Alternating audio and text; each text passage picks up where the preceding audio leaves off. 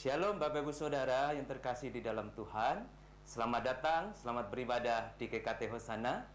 Mari kita menyiapkan diri kita untuk menghadap Allah. Kita berdoa supaya ibadah kita berkenan bagi Dia, nama Dia dipermuliakan, dan Tuhan memberkati saudara.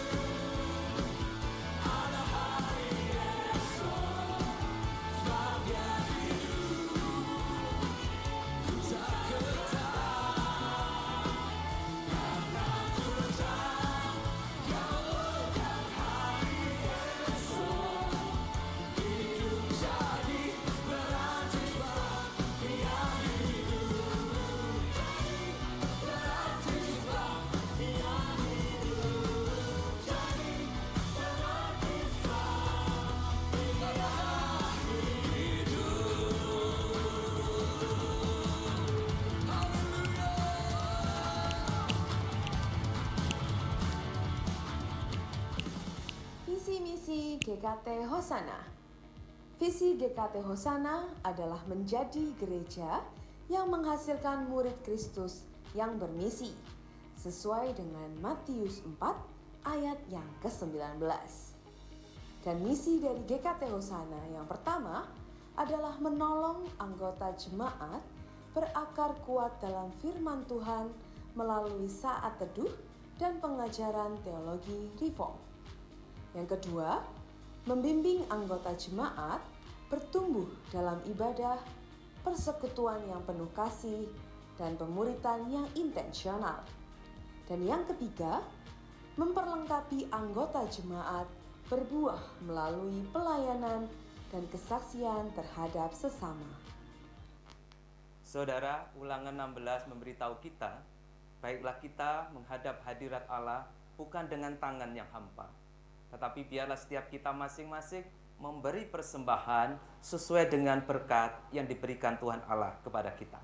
Dalam ibadah kali ini, Bapak Ibu Saudara bisa memberikan persembahan melalui amplop yang tersedia, dan Bapak Ibu memasukkannya ke kantong persembahan yang akan diedarkan oleh petugas. Bapak Ibu juga bisa memberi persembahan melalui QR Code yang ada di depan kursi saudara ataupun di layar gadget saudara. Persembahan yang diberikan dengan tulus hati, berkenan di mata Tuhan, dan Tuhan memberkati saudara. Cek.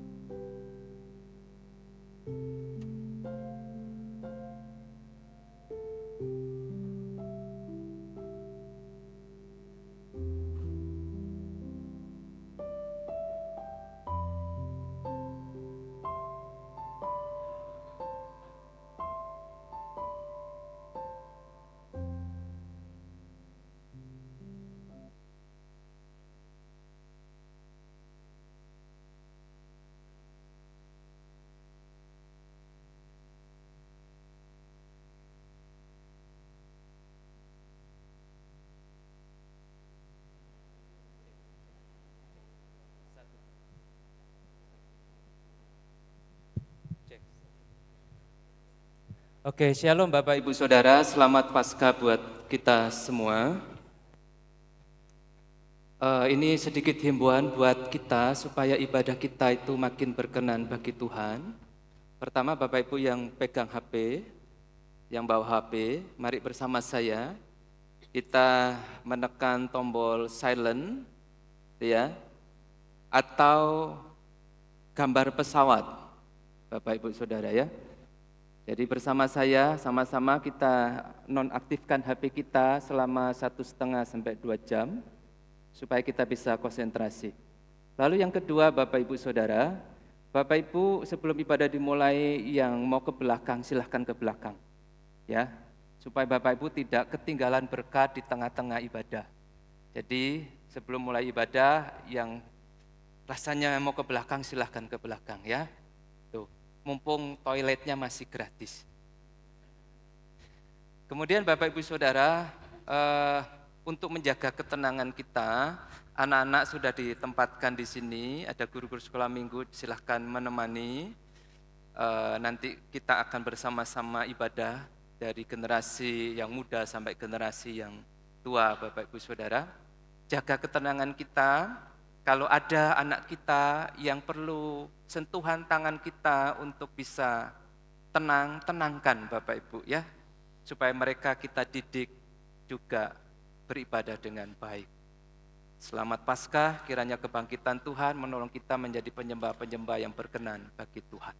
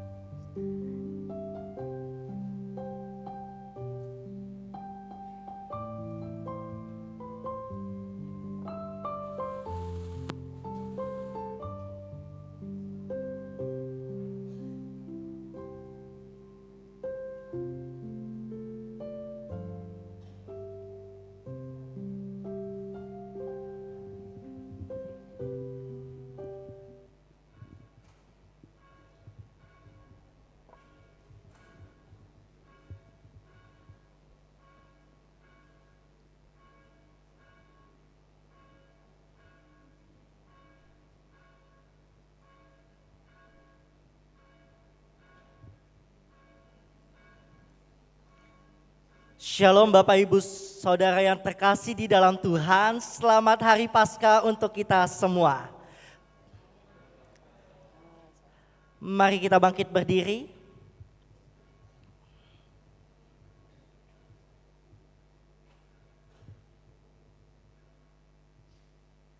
Pada hari yang mulia ini kita berkumpul untuk merayakan kemenangan terbesar atas kebangkitan Kristus Yesus atas maut. Kristus telah bangkit, ia sungguh telah bangkit. Amin. Hai maut, di manakah kemenanganmu? Hai maut, di manakah sengatmu? Syukur pada lebih dari pemenang. Batu telah terguling, terang telah mengalahkan kegelapan. Kebangkitan Kristus memberi kami hidup yang baru. Mari kita membuka ibadah kita pada hari ini di dalam nama Allah Bapa, Allah Anak, dan Allah Roh Kudus. Terpujilah namanya, terpujilah kebesarannya, sebab hanya Kristus Tuhan yang layak dipuji dan layak disembah. Yesus Kristus Tuhan.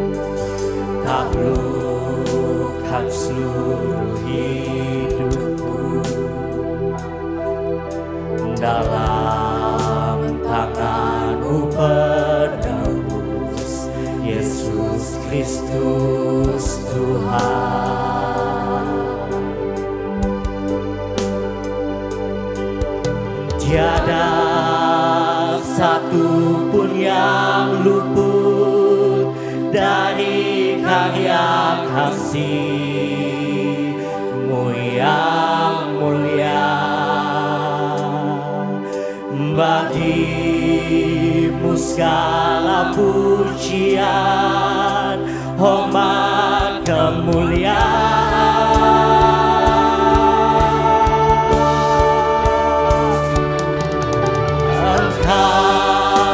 Tuhanku tinggikan, yang bangkit dan menang, Yesus Kristus Tuhan, Raja mulia dan luhur, berkorban bagiku. Selamatkan jiwaku.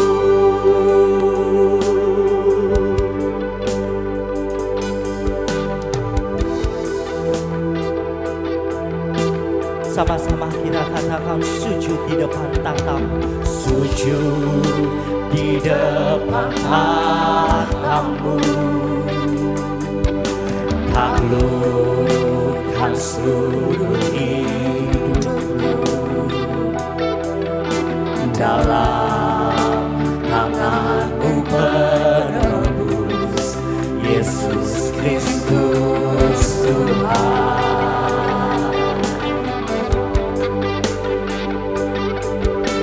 Tiada satu pun yang luput dari karya kasih-Mu yang mulia.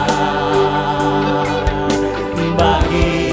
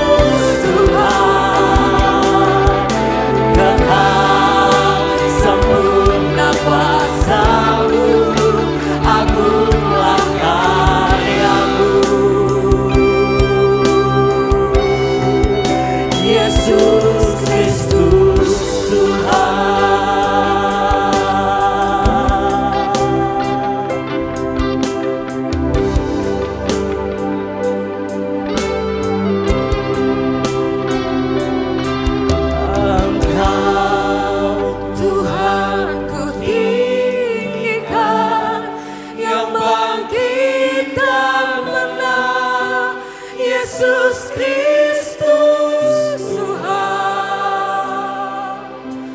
Raja mulia dan luhur, berkorban bagiku.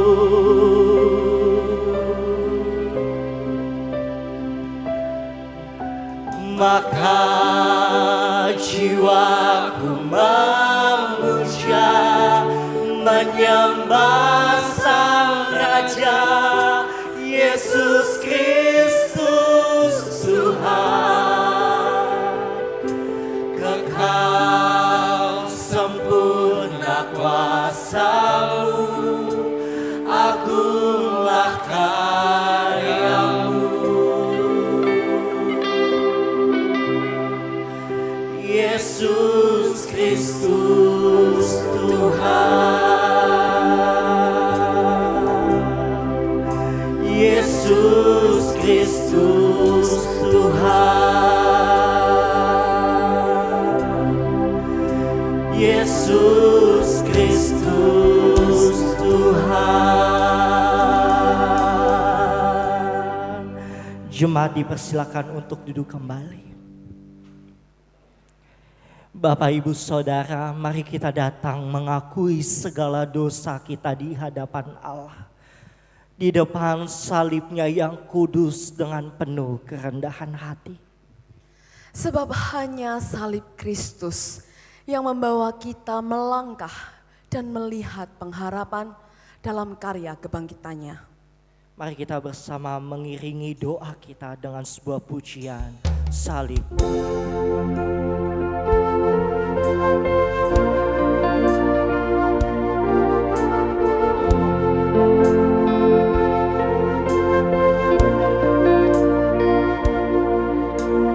Engkaulah nafasku,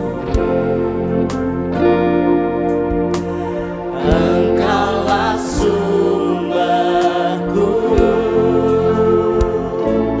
dengan kekuatan salib-Mu ku dimampukan selalu. Semua perkaraku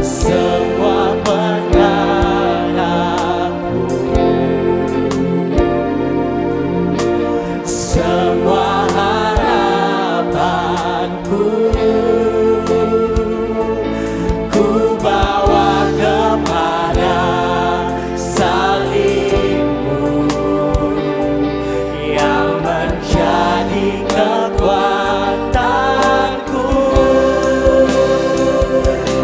Salib-Mu telah mengerjakan keselamatan yang besar bagiku. Ku berdiri menyaksikan Kau setia dan hidup dalamku.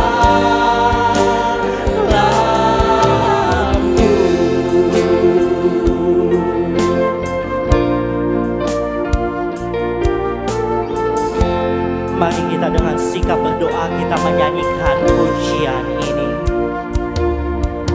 Semua perkaraku,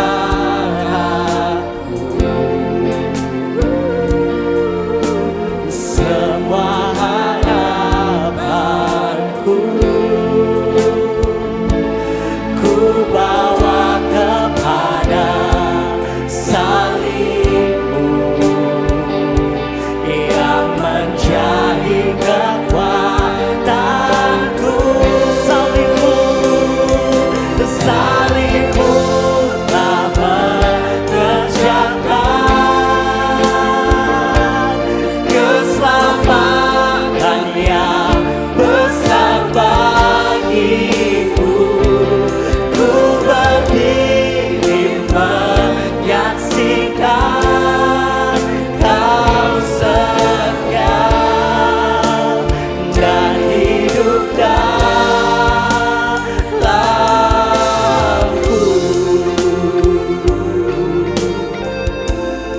Dia adalah Tuhan kita Yesus yang telah mengerjakan keselamatannya bagi setiap kita umat yang berdosa.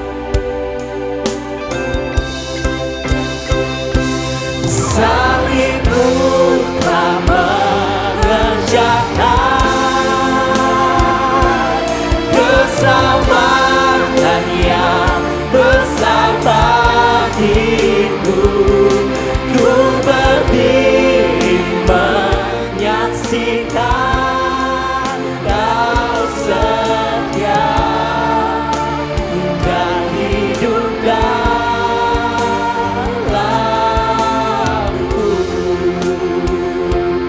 Ku berdiri menyaksikan Kau setia dan hidup dalamku.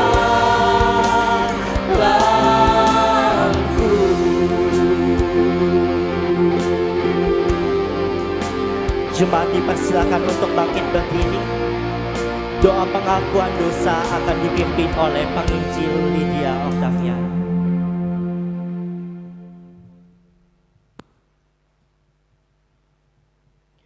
Bapa kami dalam kerajaan surga, pada hari ini kami datang di hadapan Tuhan. Kami sadar ya Tuhan, kami adalah manusia yang seringkali gagal dan jatuh ke dalam dosa. Seringkali kami menyakiti hati Tuhan, hati kami jauh daripada Tuhan. Tuhan, jikalau hari ini kami boleh datang kepada Tuhan, itu semata-mata adalah anugerah Tuhan bagi setiap kami. Hari ini Tuhan, kami mau mengakui segala keberdosaan kami. Tuhan, kiranya Engkau mengampuni kami. Ketika kami gagal dan jatuh, tolong kami Tuhan, untuk kami boleh bangkit kembali. Kami boleh mengingat Kristus yang sudah bangkit dan menang untuk kami.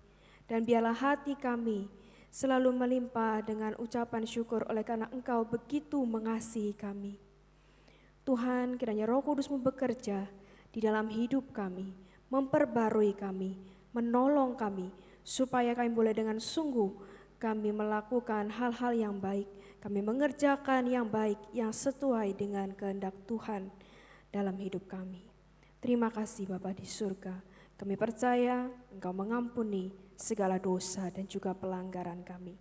Inilah doa pengakuan dosa kami Tuhan, yang kami naikkan di dalam nama Tuhan kami, Yesus Kristus. Amin. Salibmu telah mengerjakan keselamatan yang besar bagiku. Ku berdiri menyaksikan Kau setia dan hidup dalamku.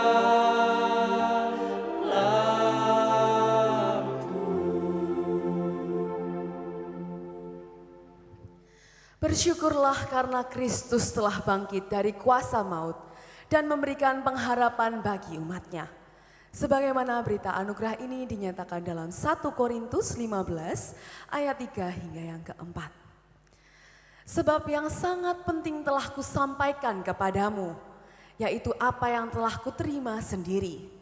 Ialah bahwa Kristus telah mati karena dosa-dosa kita, sesuai dengan kitab suci. Bahwa ia telah dikuburkan, dan bahwa ia telah dibangkitkan pada hari yang ketiga sesuai dengan kitab suci. Kini dan selamanya.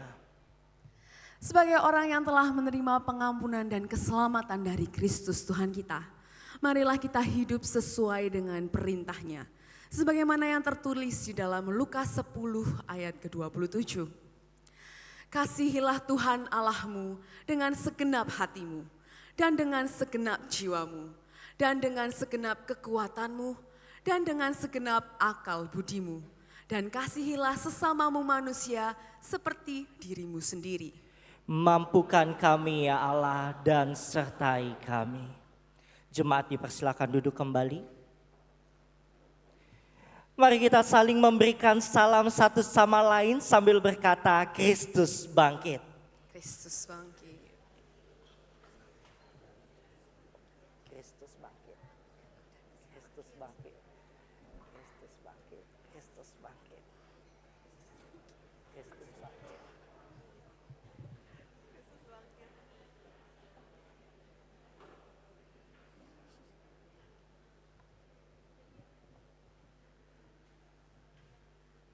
Bersorak-soraklah karena Kristus yang bangkit telah menjadikan kita lebih dari pemenang. Lebih dari pemenang.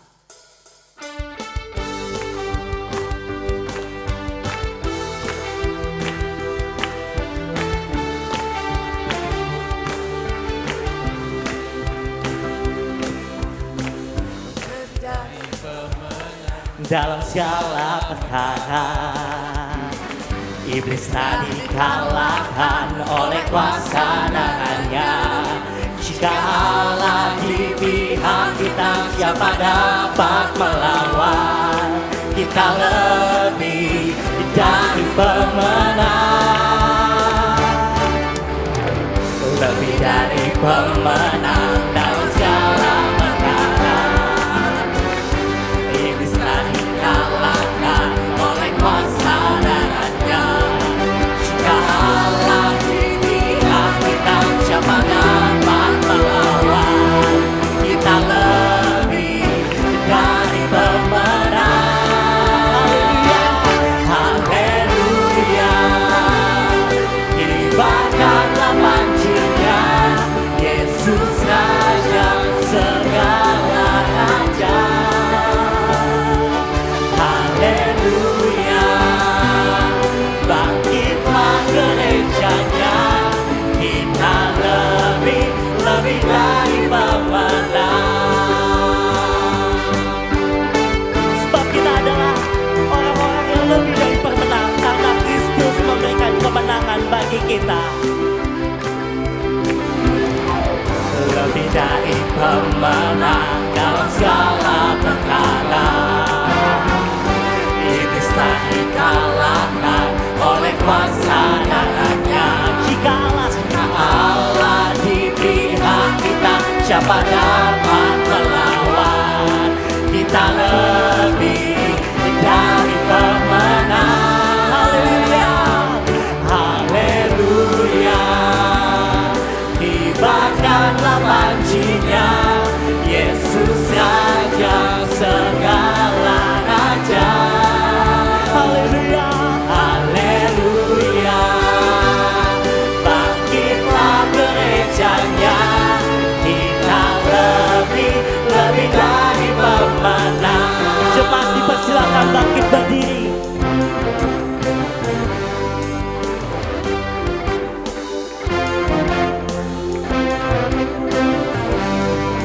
Kita lebih dari pemenang. Kita lebih dari pemenang. Kita lebih dari pemenang. Kita lebih dari pemenang. Kita lebih dari pemenang. Kita lebih dari pemenang. Jika Allah di pihak kita, siapa dapat melawan? Kita lebih dari pemenang. Haleluya. Kibarkanlah pancinya, Yesus Raja segala raja. Haleluya.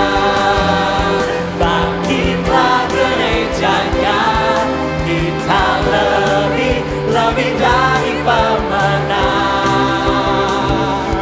Kita lebih dari pemenang. Kita lebih dari pemenang.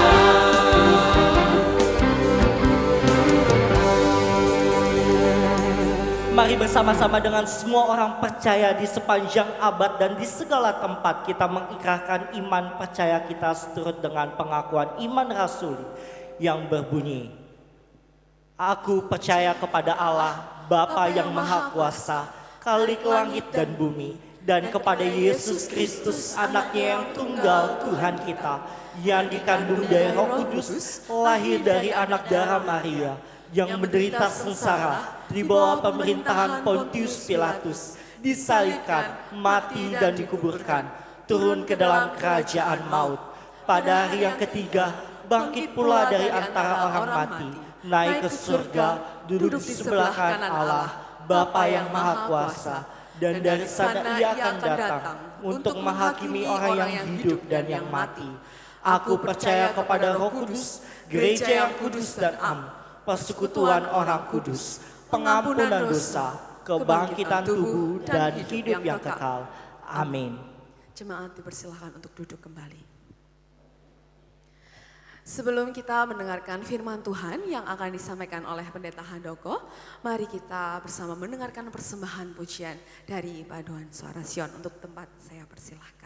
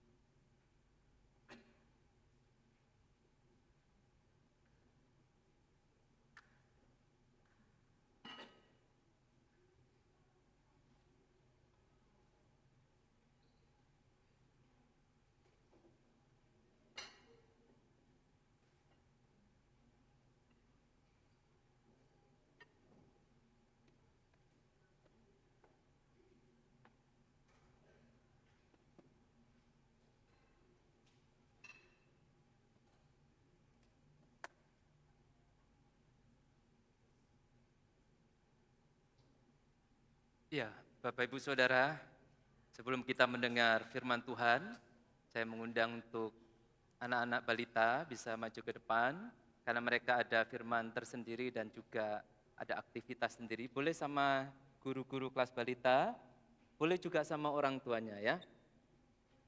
Silakan maju ke depan sini, kita mau doakan mereka yang mau belajar. Yuk, baris di sini.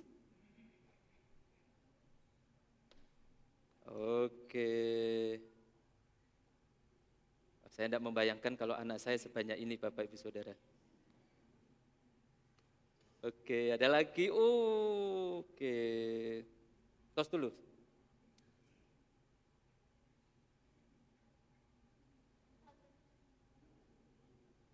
Oke. Wah. Menghadap lose ya sini ya. Lihat lose yang ganteng ini loh ya. Kadang-kala memuji diri sendiri boleh ya Bapak Ibu. Lihat lose yang ganteng sini ya. Sini. Oke. Ini adik-adik mau dengar firman Tuhan di ruang sebelah. Kita berdoa dulu ya. Yuk di petangannya. Di petangannya Bapak Ibu kita doakan anak-anak kita ya. Mari kita berdoa. Di depan kami ada anak-anak balita yang akan juga mendengar cerita kebangkitan Tuhan di ruang yang lain dan beraktivitas.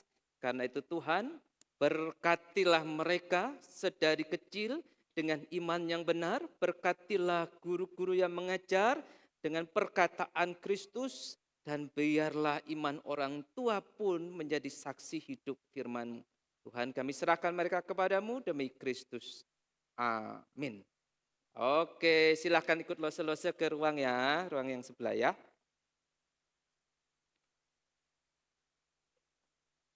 Yang gede-gede tetap bertahan ya sama lose ya, sama Bapak Ibu sekaliannya. Siap, bisa? Bisa yang gede besar-besar? Bisa ya? Oke. Nah, Bapak Ibu Saudara, sebelum kita mendengar sabda firman Tuhan buat kita semua, saya mau spill sedikit Bapak Ibu Saudara dalam ibadah gabungan ini dari usia yang muda sampai yang dewasa. Saya ingin membawakan khotbah ini dalam model narasi. Saya akan menjadi salah satu murid Tuhan Yesus di dalam testimoni bagaimana kebangkitan Tuhan itu membuat imannya tak tergoyahkan. Jadi saya nanti akan berperan menjadi salah satu murid Tuhan Yesus. Karena itu mari kita berdoa Bapak Ibu Saudara. Tuhan bawalah kami Tuhan di dalam pengalaman kebangkitan-Mu. Biarlah murid-Mu yang akan bersaksi sebentar lagi melalui kesaksian yang hidup karena dia saksi mata, karena dia pelaku daripada karya kebangkitan-Mu Tuhan. Kami mau belajar bagaimana Tuhan mengubahkannya, bagaimana Tuhan menjadikan imannya yang tergoncang itu menjadi tak tergoyahkan. Tuhan berkatilah hamba-Mu ini yang akan menjadi dia dan pakailah untuk menjadi sarana kesaksian. Berkatilah kami yang akan mendengarkan supaya kami mampu menangkap apa yang menjadi kesaksian murid-Mu ini. Tuhan terima kasih, demi Kristus kami berdoa. Amin. Nah saudara yang terkasih di dalam Tuhan, saya adalah salah satu murid Tuhan Yesus. Saya disebut Simon. Adik-adik tahu siapa murid Tuhan yang bernama Simon? Tahu siapa? Ya, betul. Saya Simon Petrus. Saya bekerja bukan sebagai pegawai bank, tapi adik-adik tahu enggak saya bekerja sebagai apa? Sebagai nelayan. Betul. Saya bekerja sebagai nelayan dan hidup sebagai nelayan itu dijelaskan dengan jelas. Kitab suci menceritakan tentang diri saya itu begitu jujur. Ketika saya jatuh, kitab suci mencatatnya. Ketika saya menangis, kitab suci mencatatnya. Supaya kitab suci itu memberitahukan kepadamu sekalian bagaimana imanku itu yang rapuh menjadi kuat di dalam Tuhan. Karena hari ini aku mau bersaksi kepadamu bagaimana Yesus itu menunjukkan kepadaku dan mengubahku. Supaya engkau tahu saudara-saudara Engkau tahu apa itu yang disebut iman yang sejati melalui hidupku. Ketahuilah iman yang sejati itu bukan iman yang tidak pernah jatuh. Aku pernah jatuh. Tetapi iman yang sejati itu iman yang dipulihkan oleh kebangkitan Tuhan. Bangkit tak tergoyahkan. Dan aku alami itu Bapak Ibu Saudara dan adik-adikku semua. Saudara, ada 3 fase, ada 3 kondisi bagaimana imanku itu diuji. Dan akhirnya tak tergoyahkan itu. Saya mau cerita kepada engkau sekalian. Fase yang pertama adalah imanku itu sesungguhnya iman yang impulsif. Anak-anak remaja tahu enggak artinya impulsif? Kalau ada orang yang impulsif, dia akan bertindak tanpa mikir duluan. Dia akan cepat ngomong tanpa mikir duluan. Dia akan cepat marah tanpa mikir duluan. Itulah diriku, seorang yang impulsif. Bagaimana aku bisa jadi impulsif yang cepat ngomong tapi tidak mau mikir duluan. Yang cepat bertindak tetapi tidak mikir duluan. Karena aku seorang nelayan. Bayangkan seorang nelayan. Di mana dalam kehidupan seorang nelayan, saudara-saudara, adalah kehidupan yang tidak gampang. Orang-orang Yerusalem itu mengatai kami para nelayan Galilea sebagai orang-orang desa yang kasar dan tidak berpendidikan. Siapakah di sini yang berasal dari desa? Oh, berarti cuma saya toh yang berasal dari desa. Saudara, saya berasal dari desa. Saya tidak terbelajar. Saya tidak bersekolah seperti adik-adik semua, seperti bapak ibu yang lulus S1, S2. Saya bermain di Danau Galilea umur 15 tahun. Saya ikut orang tua saya pergi melaut. Umur berapa? 15 tahun. Adakah di sini yang umur 15 tahun sudah bekerja untuk keluarga? Ada. Oh, dirimu ya, umur 15 tahun sudah bekerja untuk keluarga. Saudara, saya 15 tahun sudah pergi ke laut untuk menangkap ikan, untuk mencari uang di sana. Sehingga ketika laut itu membentuk saya, orang menyebut saya orang yang keras batu. Sehingga Yesus menamai saya adalah Petrus, yang artinya keras seperti batu. Tetapi meskipun saya dari desa, saya seorang nelayan, saya akan bangga. Saya ini loh nelayan profesional. Saya harus bangga saya ini nelayan profesional. Tetapi sebagai nelayan Bapak Ibu Saudara, tidak selamanya kita itu bisa dapatkan tangkapan yang banyak. Ada saatnya tangkapanku sedikit dan keluargaku makan sedikit. Tapi ada saatnya jala yang ku tebarkan itu kosong. Alias tidak ada ikannya Bapak Ibu Saudara. Saudara, suatu waktu kami pergi ketika orang lain pada tidur kami bangun. Tengah malam kami pergi ke laut. Aku bersama adikku Andreas. Bukan Andreas jemaat sini Bapak Ibu Saudara. Kami pergi ke laut untuk mencari ikan. Menebar ke kiri, menebar ke kanan. Pergi ke ujung, pergi ke timur. Semalam-malaman, berjam-jam. Apa yang didapat? Apakah saya dapat ikan? Kalau engkau membaca kisah saya tidak mendapatkan satu ikan pun. Matahari mulai terbit, lalu kami mulai ke tepi pantai. Bayangan kami adalah bagaimana kami bisa memberi makan kepada keluarga kami. Tidak ada ikan. Itu seperti Bapak Ibu yang pergi menjajakan keliling jadi sales, tidak ada pembeli. Bapak Ibu yang membuka warung dari pagi sampai malam tidak ada yang datang. Atau Bapak Ibu yang bekerja sebagai ojek tidak ada orderan. Perasaannya sama. Jala yang kosong, dompet yang kosong. Saudara, di saat itulah ada begitu banyak orang ternyata di tepi pantai ada seorang guru yang mengajar. Aku pernah mendengar tentang nama itu. Dan aku menduga dia adalah Yesus. Ketika dia memandang wajahku, dia kemudian berkata, Petrus, bolehkah aku menumpang di perahumu? Saudara, karena tidak ada ikan, ya Yesus saja masuk. Silakan guru. Dia duduk, Bapak Ibu Saudara, di perahuku yang sederhana itu. Lalu dia mengajar, ketika dia mengajar sesuatu yang membuatku tuh kaget begini. Ketika jala yang ku bersihkan itu sedang kosongnya, dia berkata, tebarkan jalamu ke sisi yang lain. Tebarkan jalamu ke tempat yang lebih dalam. Oh saudara yang terkasih, perkataan ini Bapak Ibu Saudara, perkataan yang aneh. Kenapa aneh? Dalam hatiku aku mau tersenyum pahit. Tapi ya sungkan, ini guru ya. Saudara, aku ini nelayan profesional di sana. Aku tahu Danau Galilea itu.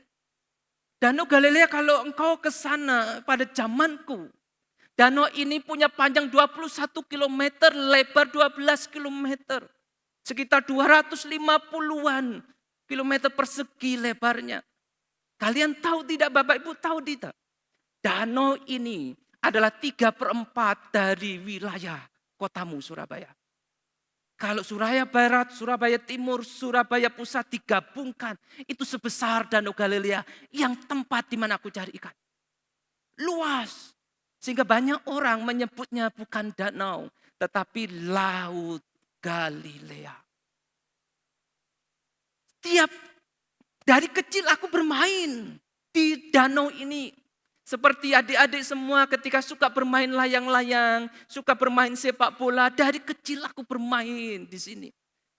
Waktu aku bertemu dengan Tuhan, tahu enggak umurku berapa? 30 tahun.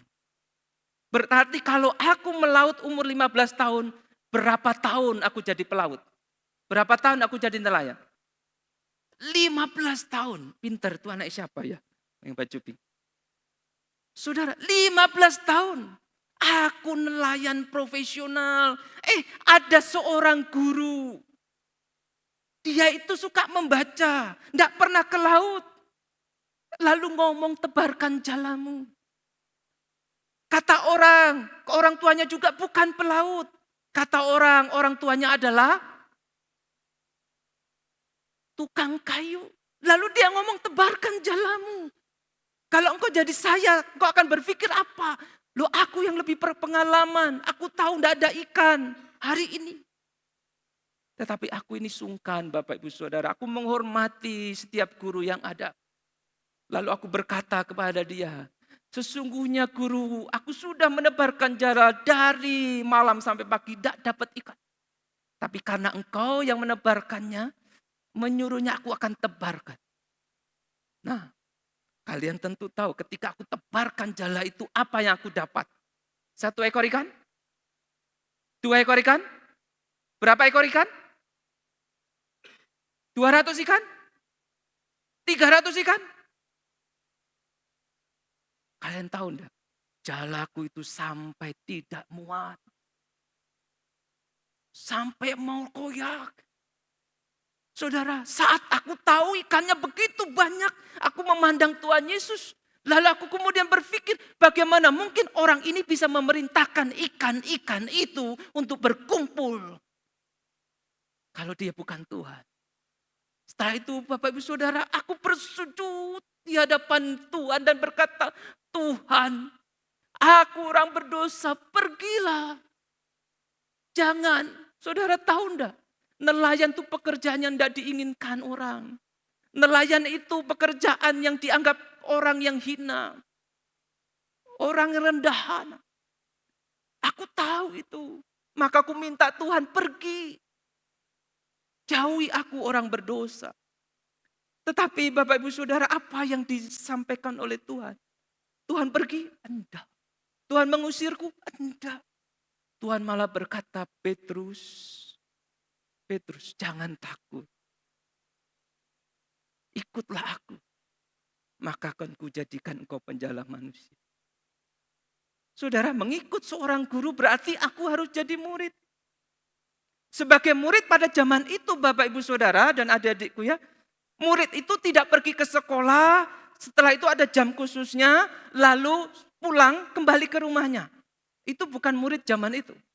Kalau orang mengaku murid pada zaman itu, dia akan mengikut gurunya, Gurunya tidur di mana, dia akan tidur di situ. Gurunya makan apa, dia makan itu. Sehingga dia mendengar, belajar dari mulut gurunya, praktek dengan gurunya. Jadi dia harus meninggalkan segala sesuatunya, mengikuti gurunya. Tidak seperti kalian, murid-murid hari ini. Tidak seperti Bapak Ibu waktu sekolah zaman dahulu. Maka waktu itu ketika aku menyediakan diri ikut, apa yang kulakukan? Aku letakkan perahu itu. Aku letakkan jala itu. Aku tinggalkan mertuaku, tinggalkan orang tuaku. Lalu aku pergi mengikut Tuhan Yesus. Karena aku seorang murid. Seorang muridku tinggalkan pekerjaanku. Karena itulah artinya murid, Bapak Ibu Saudara. Tetapi tahukah, aku hanya seorang anak desa. Aku hanya seorang nelayan. Tetapi Tuhan mau panggil, Tuhan mau pakai. Saya mau katakan sama Bapak Ibu sekalian dan adik-adik semua. Tuhan itu tidak akan dan tidak butuh orang hebat, tetapi tidak mau taat. Tapi Tuhan itu butuh orang yang mau taat meski dia orang sederhana. Saudara, Tuhan itu tidak akan panggil orang yang pintar matematika tetapi tidak mau nurut sama Tuhan. Tuhan itu tidak akan panggil orang yang kaya tetapi tidak mau tunduk sama Tuhan.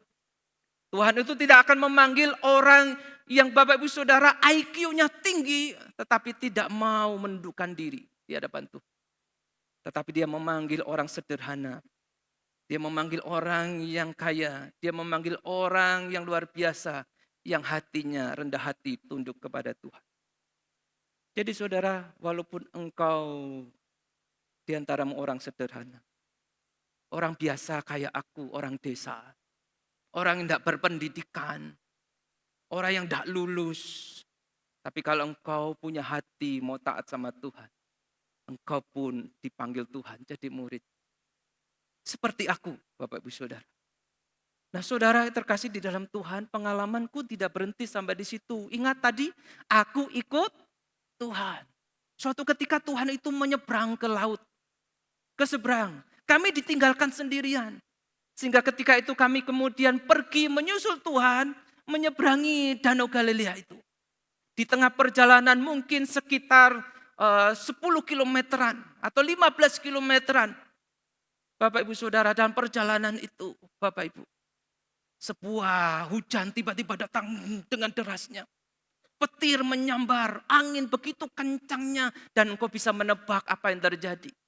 Badai itu menghampiri kami. Aku, Andreas, Yohanes, Yakobus itu ketakutan. Di tengah ketakutan yang kami masih ada di tengah danau itu. Kami melihat sesosok pria berbaju putih berjalan di atas air. Adik-adik tahu itu siapa? Ya betul. Para murid berkata itu hantu. Tetapi aku berkata itu Tuhan. Beda sedikit ya hantu sama Tuhan. Itu Tuhan. Lalu kemudian aku berkata kepada Tuhan seperti ini. Tuhan, apabila engkau itu suruh aku datang, berjalan ke arahmu di atas air. Oh, nekat bukan? Semua tidak berani ngomong begitu, aku berani. Ingat, aku seorang yang impulsif. Aku ngomong tanpa mikir. Sehingga aku berkata, Tuhan, tolong suruh aku ke sana. Tuhan berkata, yuk datanglah. Nah Bapak Saudara, saudara-saudara, ketika aku datang melangkahkan kaki, aku bisa berjalan di atas air. Sebelum David Copperfield dan pesulap-pesulap lain berjalan di atas air dengan triknya, aku sudah lebih dulu melakukan. Tetapi bukan trik, tetapi keajaiban iman Bapak Ibu. Aku berjalan di atas air. Oh luar biasa. Begitu bangganya aku punya iman. Aku percaya Yesus yang berjalan di atas air. Tiba-tiba ada angin berkelebat. Tiba-tiba ada gelombang yang lewat. Hatiku mulai gemetar di sana. Ketakutan memasuki hatiku. Lalu kemudian apa yang terjadi? Tiba-tiba kakiku sebelah kanan itu mulai masuk ke dalam air. Dan aku merasakan aku mau tenggelam dan aku berteriak, Yesus tolong aku mau tenggelam. Tak terduga Bapak Ibu Saudara, Yesus sudah ada di depan mataku, lalu kemudian mengangkat tanganku, lalu dia berkata, hai kamu kurang beriman, kenapa kamu bimbang? Saudara, perkataan itu menusuk hatiku.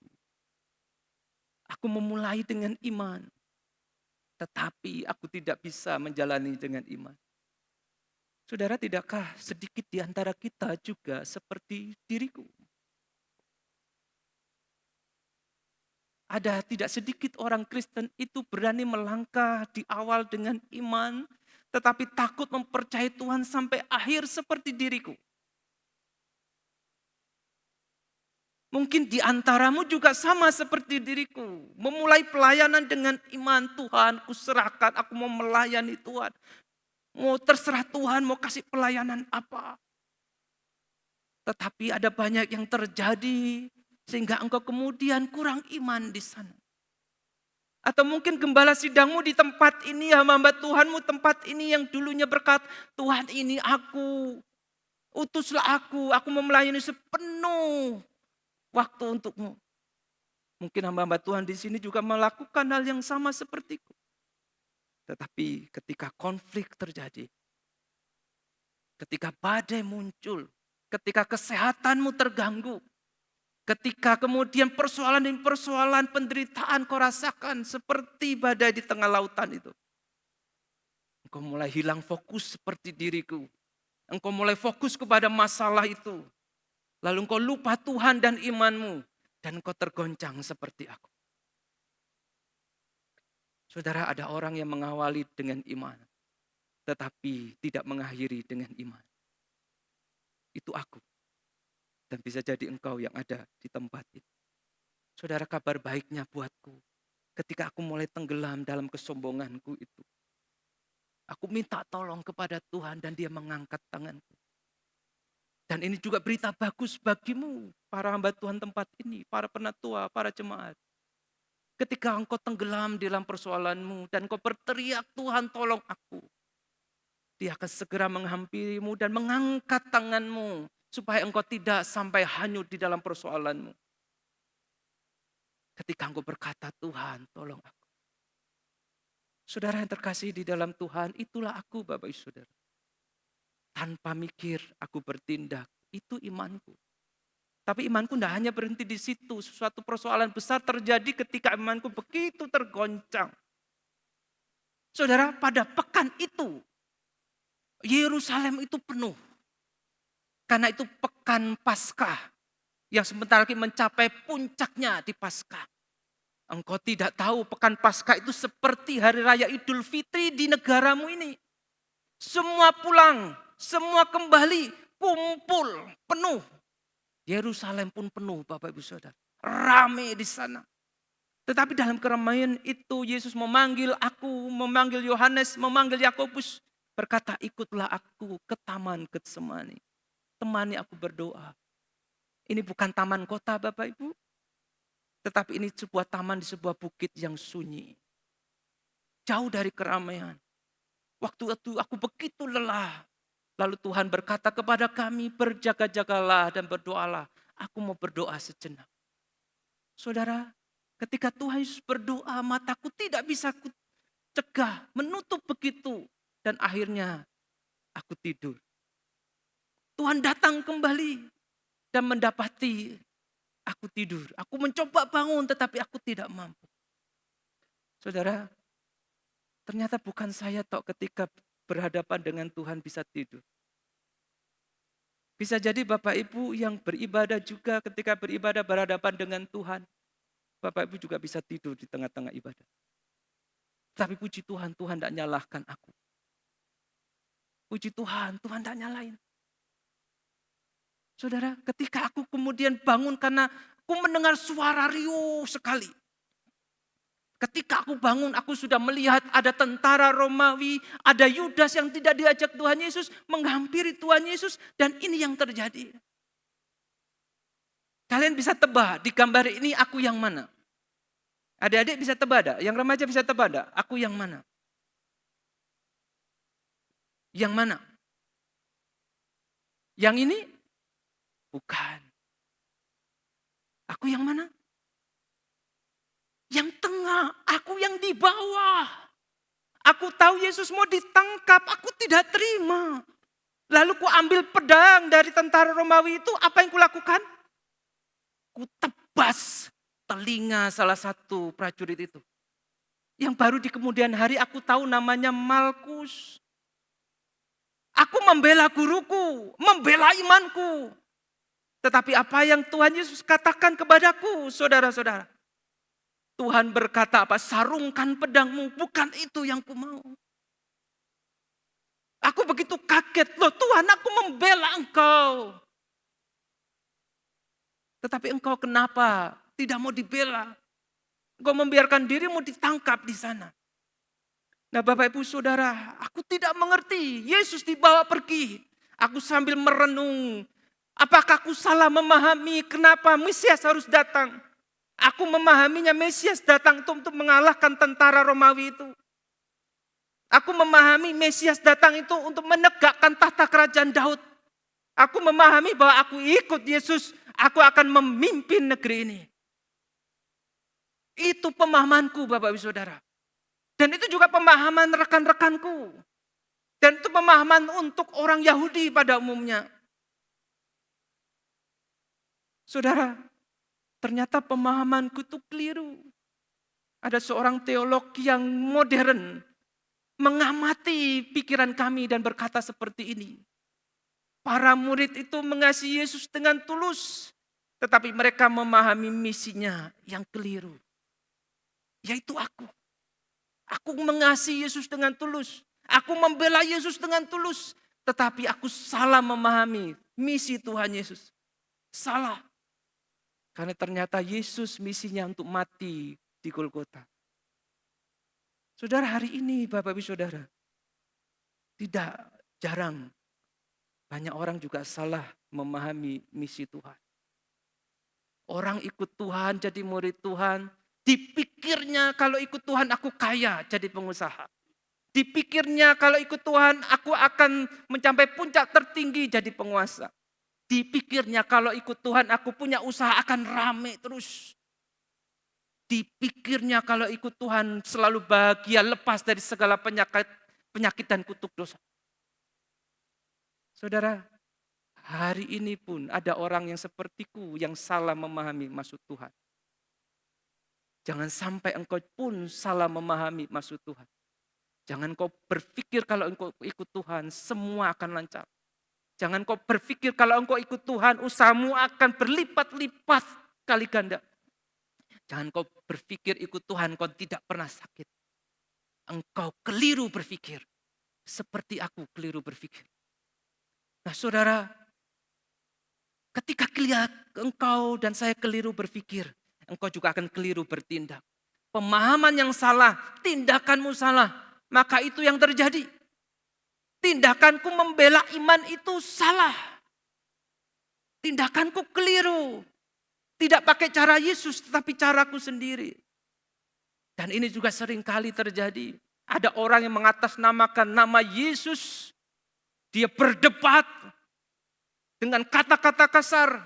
Seolah-olah membela imannya. Tetapi sesungguhnya dia telah menyakiti hati orang lain. Dan itu bukan cara Yesus. Itu bukan misi Yesus. Ada orang gereja antar gereja saling menyalahkan satu sama lain. Karena hanya berbeda dan melindungi imannya yang katanya ini loh cara ibadah yang betul. Ini loh cara ibadah yang betul. Katanya itu membela Kristus. Tapi bisa jadi gereja itu salah memahami misi Kristus. Karena Yesus meminta kita bersatu di dalam Dia. Saudara, ketika pemahamanmu keliru seperti pemahamanku, maka kita keliru di dalam praktek membela iman kita. Saudara terkasih di dalam Tuhan, ketika Yesus dibawa, diadili, aku mengikuti dari belakang karena aku takut. Aku takut. Tapi malam itu Bapak Ibu Saudara, aku ada di halaman imam besar. Ada api unggun di sana. Adik-adik pernah enggak lihat api unggun? Pernah enggak ikut pramuka? Saudara, ada api unggun di sana. Lalu kemudian ada seorang perempuan itu, budak dari para imam itu ngomong, kamu kan salah satu di antara murid dia.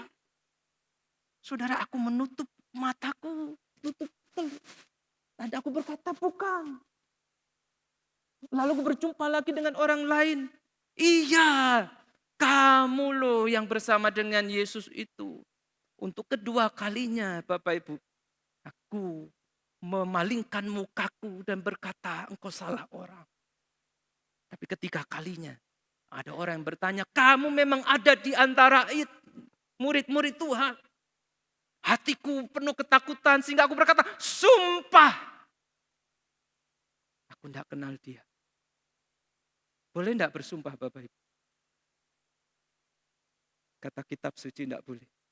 Tapi karena aku takut, aku berkata, sumpah aku tidak kenal dia. Saudara, itu menjadi titik aku menyangkal Tuhan. Saudara, ketika aku berkata, sumpah aku tidak kenal dia. Yesus lewat, dipegang tangannya, menatapku. Dan saudara, aku tidak bisa menatap Tuhan Yesus. Itu bukan tatapan amarah. Mungkin tatapan kecewa berat.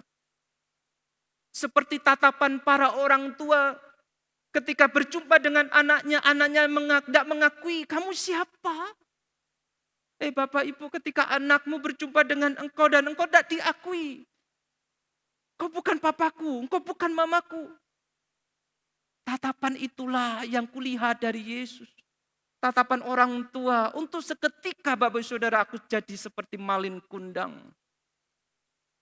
Kalian tahu kan cerita maling kundang? Saudara, aku tidak mempercayai Yesus kembali. Saudara, banyak orang mencaci maki aku. Kalau orang membaca kitab suci, orang menyalahkan aku. Orang menganggap aku ini adalah orang yang hina. Karena tidak mengakui Yesus. Orang menjelekkan aku di sana. Tetapi John Calvin, aku tidak kenal dia. Ribuan tahun dia lahir setelah aku. Dia bisa memahamiku, dia berkata seperti ini. Petrus bukan menyangkal karena benci kepada Kristus. Tetapi karena ketakutan manusiawinya mengalahkan imannya. Dia yang bisa memahami aku. Aku tidak benci Yesus, aku mengasihinya. Tapi taulah takut di hatiku itu menguasai imanku. Dan jatuhlah aku. Saudara yang terkasih di dalam Tuhan.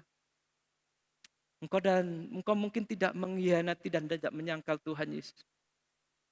Mungkin tidak dengan kata-kata. Tapi engkau bisa seperti saya. Ketika engkau diam. Padahal disuruh cerita tentang Tuhan. Ketika engkau kompromi. Supaya engkau bertambah cuan. Tetapi engkau meninggalkan Tuhan. Buat yang muda-muda, engkau bisa menyangkali Tuhan. Ketika demi cowok ganteng, cewek cantik, yang bukan Kristen, engkau pacaran sedikit saja loh, cuma pacaran. Ketika kau pacaran, hatimu kau serahkan, Tuhan kau tinggalkan. Itu sudah engkau mengkhianati, engkau tidak ada bedanya sama aku. Jangan tukar Yesus seperti aku dengan kenyamanan. Nah saudara, kita mungkin menyangkali seperti itu. Dan kau tahu apa yang terjadi dengan Yesus? Dia mati di atas kayu salib. Dia mati. Ketika dia mati, Bapak Saudara, aku berbicara kepada murid-murid yang lain, guru sudah mati. Yohanes mencatat perkataanku, aku mau kembali ke Galilea. Aku mau jadi nelayan, karena hanya itu yang bisa kulakukan. Yohanes mencatatnya dengan teliti. Saudara, kalau engkau jadi aku, engkau akan seperti apa? Gurumu mati, pendetamu mati, pendetamu di penjara. Masihkah engkau akan ikut dia? Oh enggak, aku kembali. Ternyata bukan aku saja Bapak Saudara, dalam perjalanan orang percaya murid Tuhan, Tim Keller itu mengamati seperti ini. Ketika seseorang merasa gagal secara rohani, ia cenderung kembali ke identitas lamanya sebelum mengenal Kristus. Ketika seseorang merasa gagal secara rohani, ia akan kembali ke kebiasaan lamanya. Ia akan kembali ke perilaku lamanya. Dan itu aku, Bapak Ibu Saudara. Ketika engkau gagal, Bapak Ibu Saudara, secara rohani, bisa jadi hatimu tergoncang, kau ada di titik terbawah. Engkau sudah berdoa sekian lama, tidak ada jawabannya. Bisa jadi engkau akan kembali menjadi orang yang tidak berdoa. Saudara, ketika engkau jatuh di dalam dosa yang memalukan, aib yang besar. Dulu engkau rajin ke gereja, bisa jadi engkau akan meninggalkan gereja, kembali kepada dirimu yang lama. Saudara yang terkasih di dalam Tuhan, itu bisa terjadi. Tetapi aku bersyukur, sisaku belum selesai. Karena kubur kosong Kristus bangkit, itulah permulaan dari imanku yang tak tergoyahkan. Imanku yang tak tergoyahkan. Waktu aku menjala ikan bersama dengan saudaraku, kembali terjadi, aku tidak dapat ikan. Tetapi ada seseorang yang di pinggir pantai berkata, "Nak, adakah lauk pauk?" Kami menjawab, "Tidak, kami belum dapat sesuatu pun. Sekarang tebarkan jalamu ke sebelah kanan." Aku merasa tidak asing dengan perkataan ini. Saudara, ku tebarkan jala sebelah kanan, apa yang ku dapat? Ratusan ikan. Ini seperti deja vu. Pertama kali Yesus panggil aku. Itu terjadi kembali ketika aku mulai meninggalkan Dia. Ini seperti deja vu, Bapak Ibu Saudara. Sesuatu yang pernah terjadi dan terjadi kembali, terjadi kembali. Ketika kami sampai di pantai, Tuhan meminta waktu spesial berdua denganku. Engkau tahu apa yang dikatakan Tuhan? "Simon, apakah engkau mengasihi aku?" Aku malu, adik-adik ya. Aku harus jawab apa? Tapi jujur, aku berkata, "Aku mengasihi engkau Tuhan. Gembalakanlah domba-dombaku." Tuhan tanya yang sama 3 kali. Dan Tuhan berkata, "Gembalakanlah domba-dombaku." Saudara, aku orang gagal. Aku murid yang gagal. Tetapi Tuhan berkata apa? "Gembalakanlah domba-dombaku."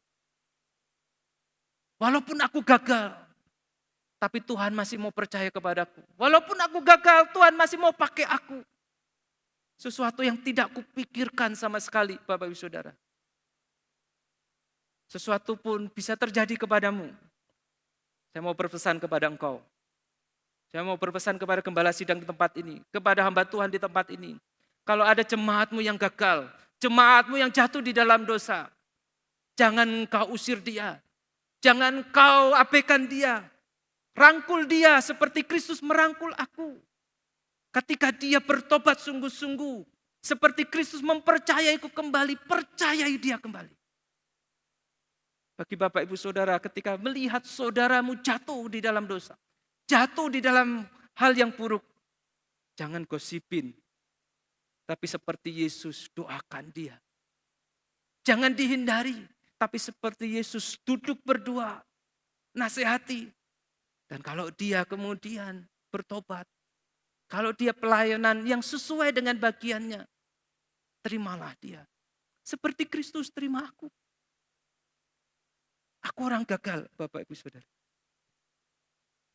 Bapak Ibu Saudara, tetapi aku bangkit ketika Tuhan berkata, "Gembalakan domba-dombaku." Engkau tentu ingat ketika peristiwa Pentakosta, aku berdiri di hadapan ribuan orang. Dulu aku menghadapi hamba perempuan, aku ketakutan. Dulu aku menghadapi orang yang berkata, "Kamu murid Yesus," aku ketakutan. Tetapi karena Roh Kudus di hadapan ribuan orang, aku tidak takut lagi. Aku memberitakan Kristus. Bukan aku tambah berani, Bapak Ibu, bukan. Tetapi sumber keberanianku bukan otakku. Sumber keberanianku bukan kekuatanku. Sumber keberanianku adalah Kristus yang bangkit. Kristus yang bangkit. Sahabatku Rasul Paulus itu pernah menuliskan di surat Korintus, jika Kristus tidak dibangkitkan, sia-sialah imanmu. Tapi karena Kristus yang benar adalah dibangkitkan, maka tidak sia-sia imanmu. Dan itu yang kupegang, saudara-saudara. Itu yang kupegang. Saudara, setelah ikut Yesus hidupku mudah? Enggak. Aku dipenjara, aku diancam, aku dianiaya. Tapi apakah engkau tahu? Aku tidak menyerah. Imanku tidak goyah. Bahkan aku rela mati disalibkan. Karena aku tahu Yesus hidup bagiku. Saudara yang terkasih di dalam Tuhan, saya mau menantang saudara hari ini. Jika engkau memang benar-benar beriman kepada Kristus. Jika engkau benar-benar yakin Yesus itu mati dan bangkit, masakan engkau hidupmu setengah-setengah saja beriman kepadanya? Masakan engkau menjadi seorang Kristen yang suam-suam kuku, pokoknya datang ke gereja, cukup. Pokoknya didoakan tanpa mendoakan, cukup. Pokoknya dilayani tanpa melayani, cukup. Kalau engkau tahu Yesus itu bangkit, tahu Yesus itu hidup, itu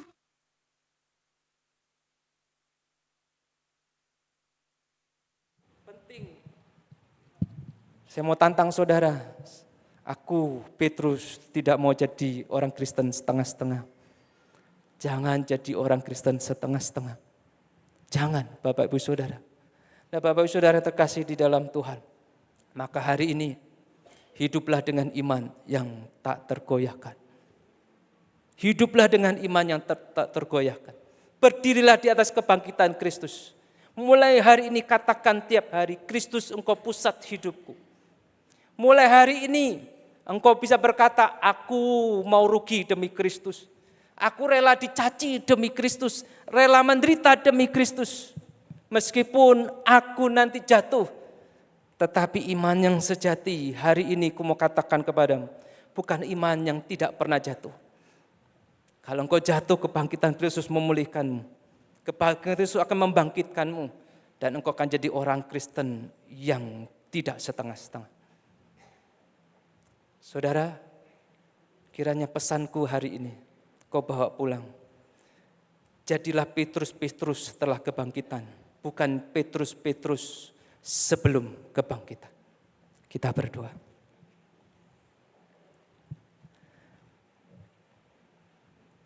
Tuhan, suara murid-Mu telah diperdengarkan.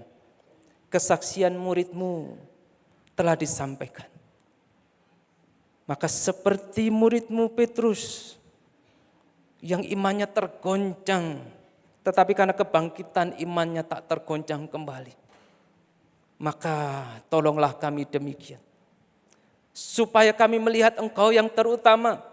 Supaya kami melihat kebangkitan-Mu Tuhan lebih daripada segalanya. Lebih daripada uang, lebih daripada harta, apalagi cinta kepada sesama. Karena itu Tuhan, hari ini kami berkomitmen. Karena Engkau sudah bangkit, bangkitkan kami. Yang letih, lesu hari ini bangkitkan kami. Yang kami pernah terjatuh, angkat tangan kami. Yang kami lelah, kami sudah sulit melayani, tidak mau melayani. Hari ini bangkitkan komitmen kami Tuhan. Sebab Engkau bangkit, sebab Engkau hidup. Engkau bukan Tuhan yang mati. Maka iman kami hidup untuk selama-lamanya. Ini doa kami Tuhan. Berkati murid-murid-Mu di tempat ini. Jadikan mereka saksi-saksi seperti Engkau jadikan Petrus. Saksi yang setia. Demi Kristus kami berdoa.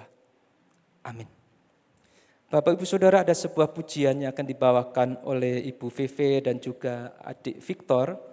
Pujian ini juga menantang kita. Apakah di tengah-tengah kebutuhanmu engkau mau menukar dan menjual Yesus, atau engkau tetap percaya kepada Yesus? Kepada Ibu Veve dan adik Victor, saya persilahkan.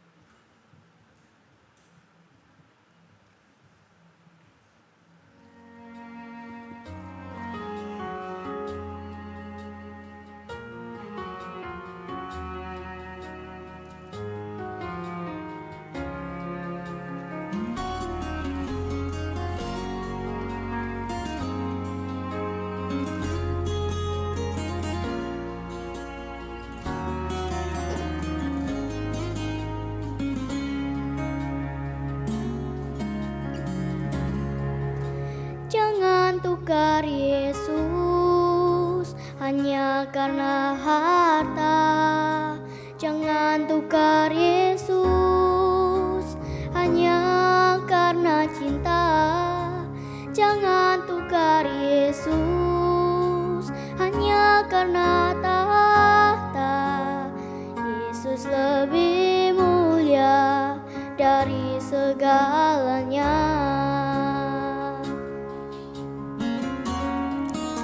Jangan jual Yesus hanya karena harta.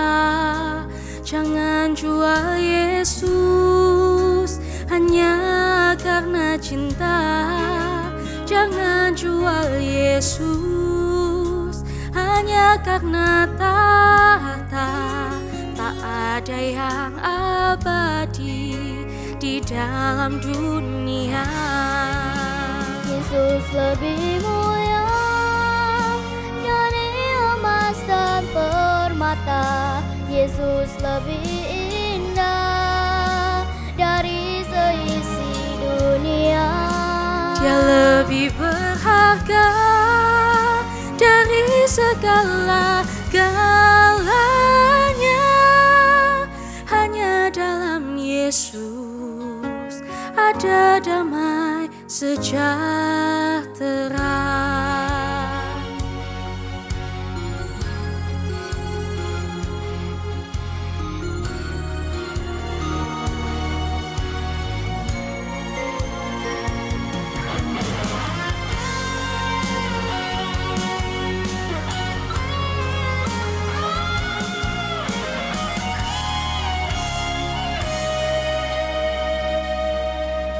Jangan tukar Yesus hanya karena harta. Jangan tukar Yesus hanya karena cinta. Jangan tukar Yesus Hanya karena tahta. Yesus lebih mulia dari segalanya. Jangan jual Yesus hanya karena harta. Jangan jual Yesus hanya karena cinta. Jangan jual Yesus Hanya karena tahta.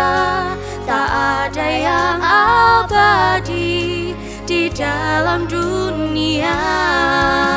Yesus lebih mulia dari emas dan permata. Yesus lebih indah dari seisi dunia.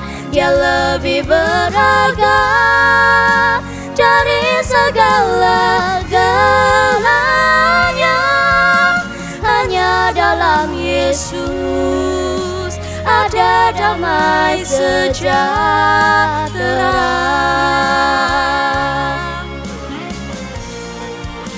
Yesus lebih mulia dari emas dan permata. Yesus lebih indah dari seisi dunia. Dia lebih berharga dari segala-galanya. hanya dalam Yesus. Hanya dalam Yesus. Hanya dalam Yesus. Hanya dalam Yesus Ada damai sejahtera.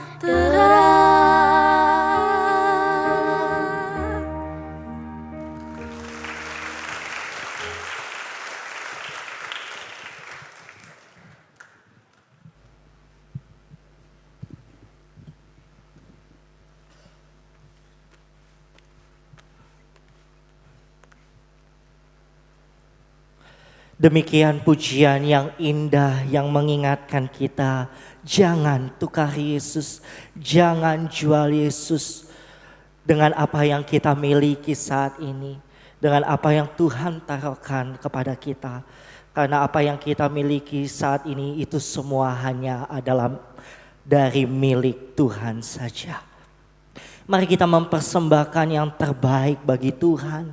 Sebagaimana Kristus memberikan dirinya sebagai persembahan yang terbaik bagi kita yang berdosa.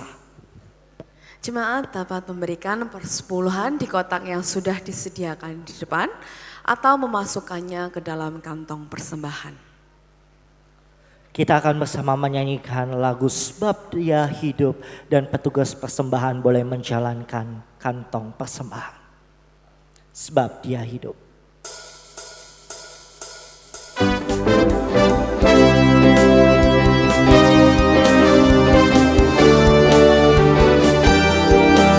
Mari kita bersama menyanyikan Sebab Dia Hidup, Anak Allah, Yesus namanya.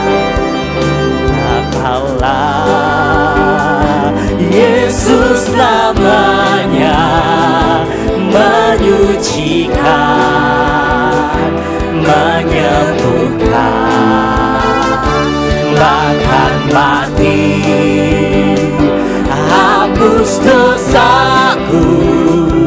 Kubur kosong membuktikan Dia hidup. Sebab Dia hidup, sebab Dia hidup, ada hari esok. Sebab Dia hidup, ku tak gentar, karena ku tahu Dia pegang hari esok.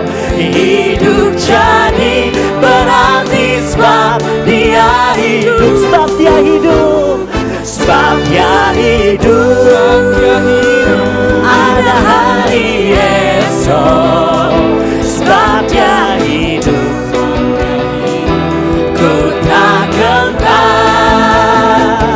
karena ku tahu Dia pegang hari esok.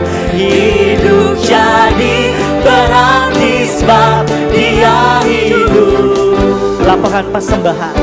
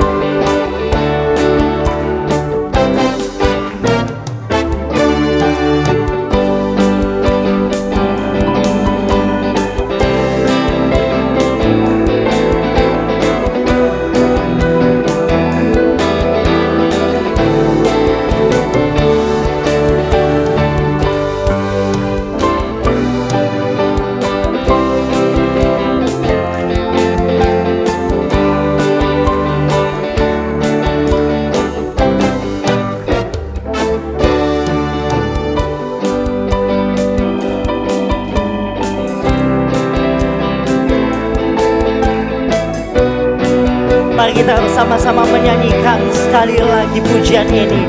Sebab Dia adalah Anak Allah yang mati dan bangkit bagi kita.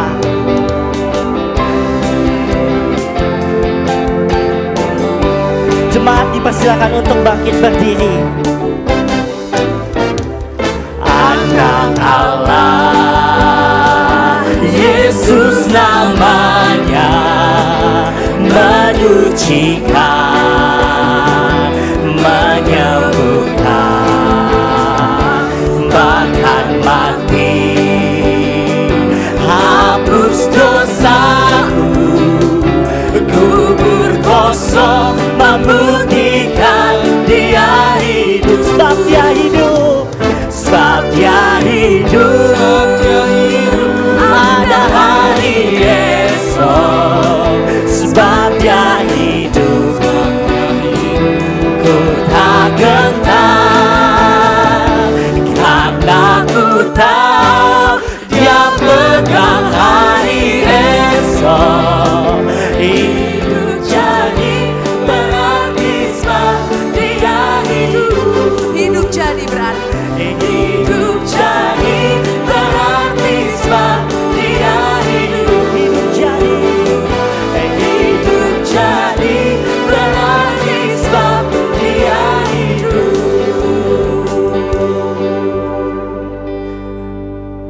persembahan dipersilakan kepada penginjil Ruth Liang. Mari kita berdoa. Bapa, kami sungguh mengucap syukur dan terima kasih karena Tuhan Yesus disalib karena pelanggaran kami, tetapi Tuhan dibangkitkan untuk membenarkan setiap kami. Sehingga hari ini kami datang ke bait-Mu dengan penuh sukacita, dengan sorak-sorai karena kemenangan Tuhan yang telah memberikan keselamatan bagi kami yang berdosa. Terima kasih Bapa, pada pagi hari ini kami datang mempersembahkan syukur kami di hadapan-Mu. Kiranya Tuhan berkenan menerima segala persembahan kami, bukan saja materi, tetapi seluruh hidup kami, segala keberadaan kami adalah bagi Tuhan. Karena Tuhan sudah mati bagi kami, layaklah kami untuk hidup bagi Tuhan, hidup bagi kemuliaan Tuhan. Kiranya Tuhan berkenan menerima segala persembahan hati kami. Hanya di dalam nama Tuhan Yesus kami mengucap syukur dan berdoa. Amin. Mari kita bersama menyaksikan wakta gereja, namun sebelumnya jemaat dipersilakan duduk kembali. Mari kita mendengarkan wakta gereja selama sepekan melalui wakta video.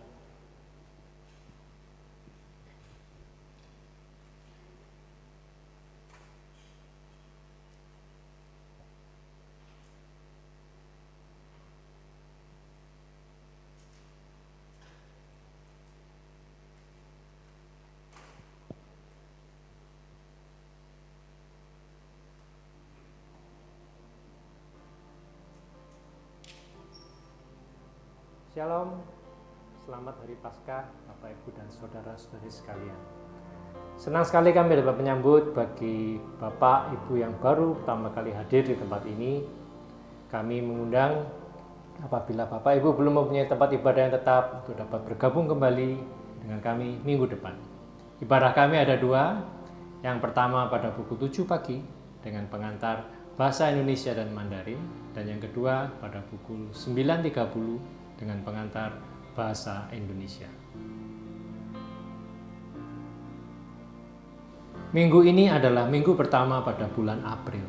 Bagi Bapak Ibu yang telah mempersiapkan persepuluhan, dapat memasukkannya ke dalam kantong dan kotak persembahan yang ada.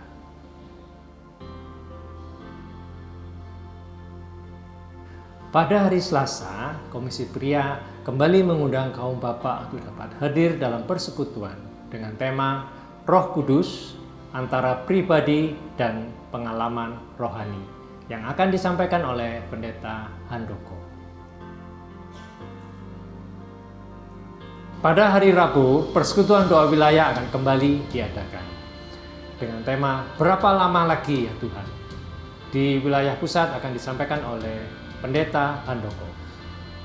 Di wilayah barat akan diadakan di rumah keluarga Bapak Pandu pada pukul 18.30. Di wilayah timur akan diadakan di rumah keluarga Bapak Juni yang akan diadakan pada pukul 19.00. Di wilayah utara akan diadakan di rumah keluarga Ibu Kwe Su Ing yang akan diadakan pada pukul 18.00. Pada Kamis sore, Komisi Wanita kembali mengundang kaum ibu untuk hadir dalam persekutuan dengan tema Kemenangan Sejati yang akan disampaikan oleh Evangelis Vita.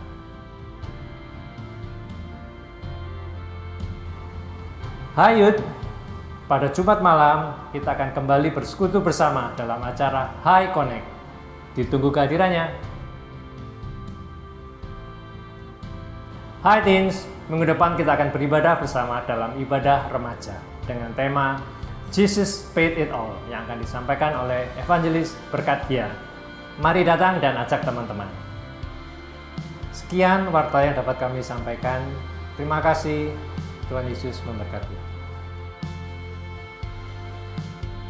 Demikian dari warta video yang kita boleh lihat. Revelio sebentar lagi udah mau ke Indonesia loh. Datang yuk ke Silver Circle-nya Revelio. Tanggal 11 April April di Bandung, tanggal 18 April di Malang, dan ada satu lagi yang baru, tanggal 17 April di Surabaya. Sahabat-sahabat, mau dengar aku main piano atau ngomong Indo? Jangan lupa RSVP ya. I hope to see you soon. Come and say hi. Sampai jumpa. Oke, demikian video dari Indonesia debut piano recital ya dari anak kita Ravelio Prasetya. Jadi mengundang seluruh jemaat yang suka musik untuk bisa datang dan melihat permainan piano dari anak umur 13 tahun asal Indonesia yang menetap di Amerika yang akan datang ke gereja kita tanggal 17 April pukul 6 sore. Konser ini gratis, tetapi Bapak Ibu harus mendaftar terlebih dahulu, bisa menghubungi admin Hosana Kantata.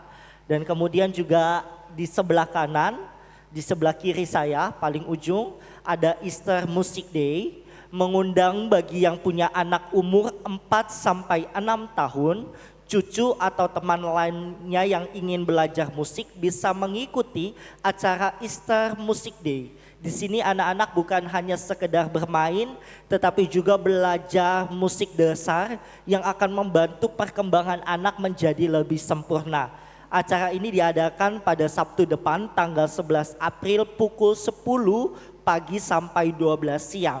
Dan yang ingin mengikuti atau mendaftar bisa menghubungi admin Hosana Kantata untuk mendapatkan info lebih lanjut. Kemudian ada warta tambahan, ucapan terima kasih kepada keluarga Bapak Edi Madiono Sutanto yang telah memberikan konsumsi untuk perjamuan kasih pada hari ini. Tuhan Yesus memberkati. Kemudian juga pada minggu depan akan ada rapat pleno majelis yang akan diadakan pada pukul 12 siang di Geraha Hosana lantai 3. Kiranya kita boleh mendukung, mendoakan sehingga segala keputusan-keputusan yang boleh diputuskan sesuai dengan kehendak Tuhan. Demikian warta yang kami dapat sampaikan. Bersukacitalah, bersukacitalah, karena kita dipanggil untuk bersama-sama merayakan kebangkitan Kristus. Rayakan Yesus, rayakan. Mari kita menyanyikan pujian ini.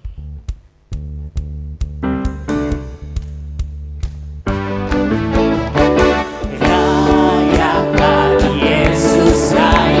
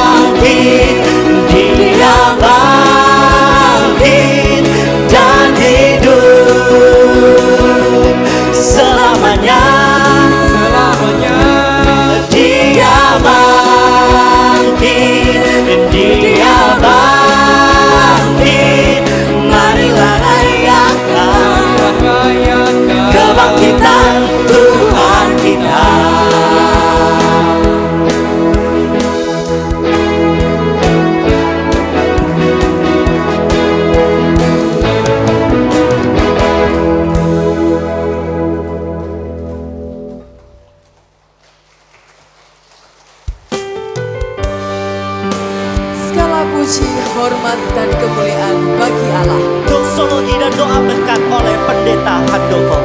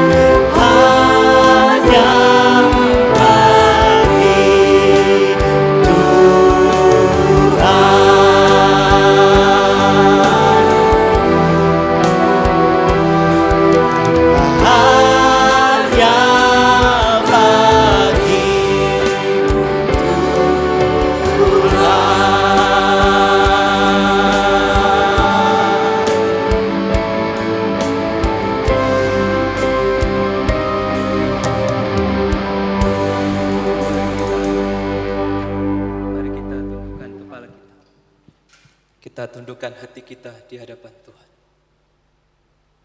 Jemaat yang dikasihi Tuhan, Kristus benar-benar bangkit.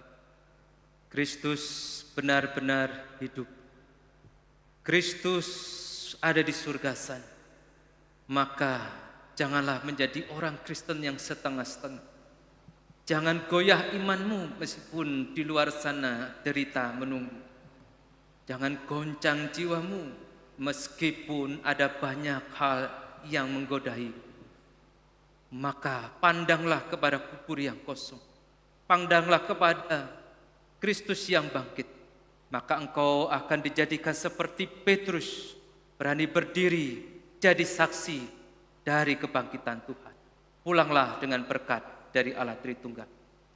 Kiranya kasih karunia dari Allah Bapa, keselamatan dari Kristus yang bangkit pada hari ini, dan kuat kuasa dari Allah Roh Kudus, berkat dari Allah Tritunggal, menyertai saudara dari sekarang sampai selama-lamanya. Amin.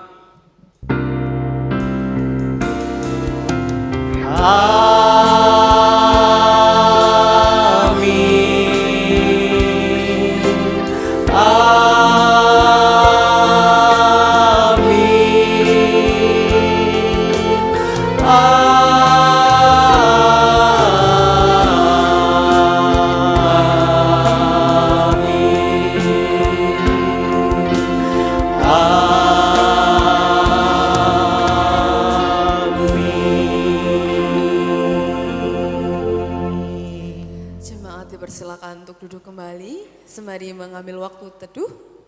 Selamat hari Minggu, Tuhan Yesus memberkati. Bapak Ibu Saudara boleh menikmati perjamuan kasih yang ada di Geraha Hosana lantai 1. Boleh saling memberikan salam satu sama lain sambil kita boleh menyanyikan lagu Lebih Dari Pemenang.